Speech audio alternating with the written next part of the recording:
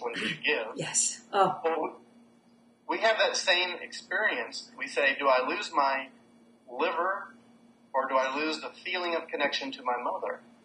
And the love is so strong that we always choose the mother. And it's an unconscious motivation. So the job we try to accomplish is to bring the love that's a line that says, I'll follow you to death, Mom. Right. When the mother doesn't want it, but the bonding, the feeling of the child says, this is what's required for me to feel connected.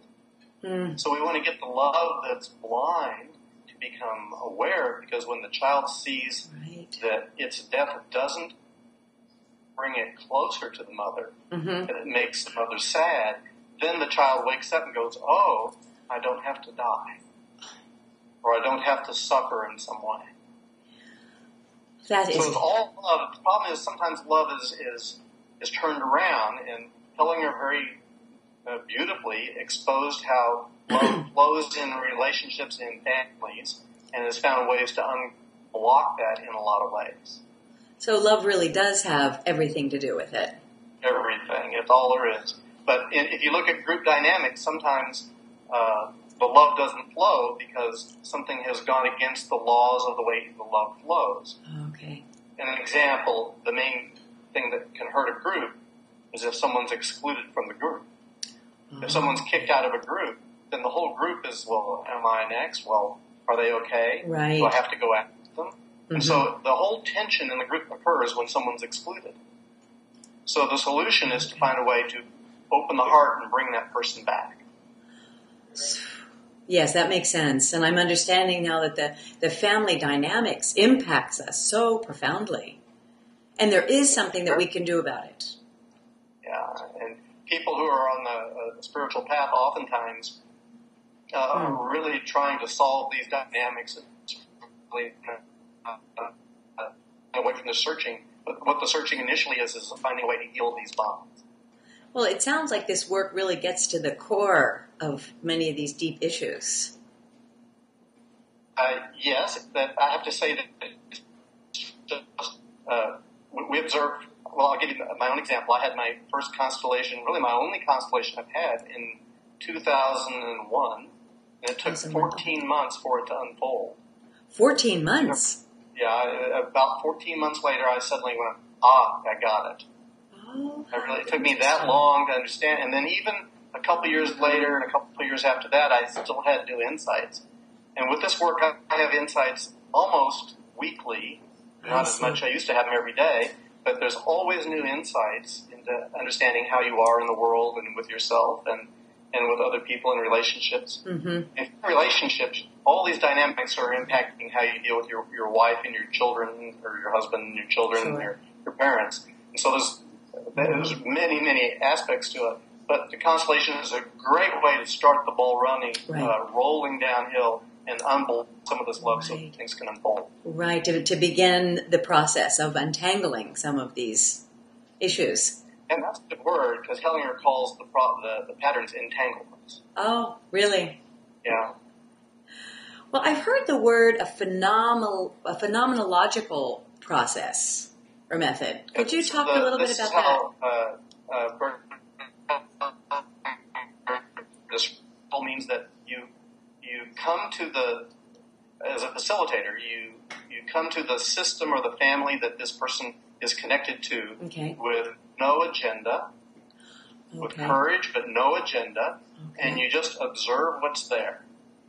So if someone that sat down next to me was anorexic, for instance, since we talked about it, I would maybe observe about the father because I know the dynamic, but it might be different. Okay. So you make a movement, and the next movement that you do in the work is based on what happened in that moment. So there's no formulas, there's no pattern.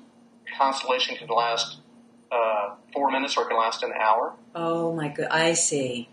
So you just allow it to unfold naturally. It's completely in the moment, absolutely. There's no agenda that I have to do this and then I have to do that. There's certain things that we know that work in certain situations, and I can tell you when someone talks to me and they tell me their issue, I think, I know what I've got to do. and then we start, and we don't do that at all. We do something entirely different. Oh, how wonderful that you comes out of the person. You can just be so open about that and let it unfold the way it just does. Well, hopefully, yes. Yes. Well, I just have a few more questions about. I'm very fascinated about the being a representative, and you've explained this some. Is there anything else you'd like to say about what it means to be a representative for people who will be participating in the workshop? I understand one person has their constellation done, and then the other people are representatives.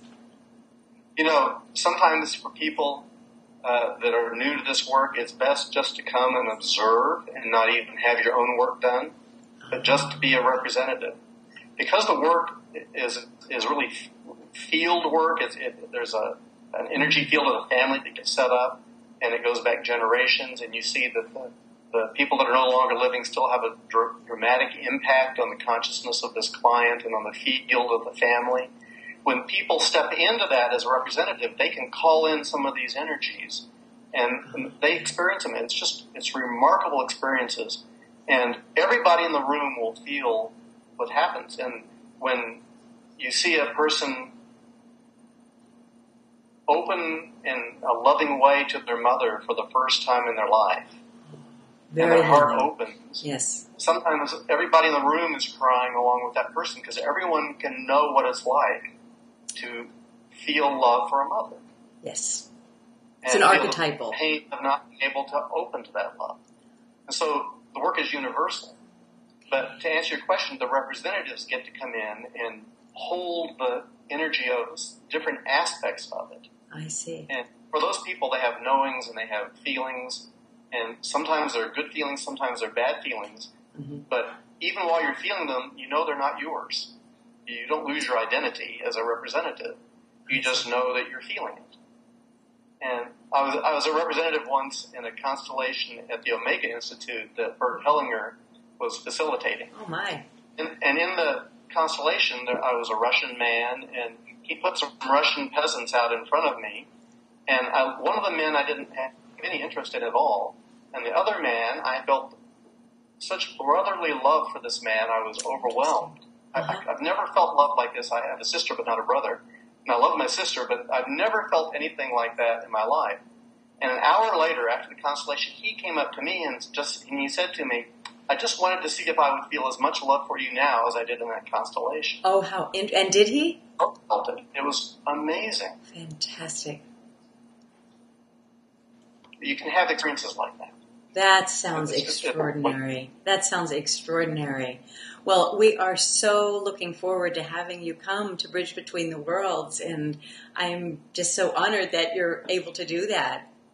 And is there anything... But it's a lot of fun. Yes, wonderful. Was there anything else you'd like to add before we wrap up here?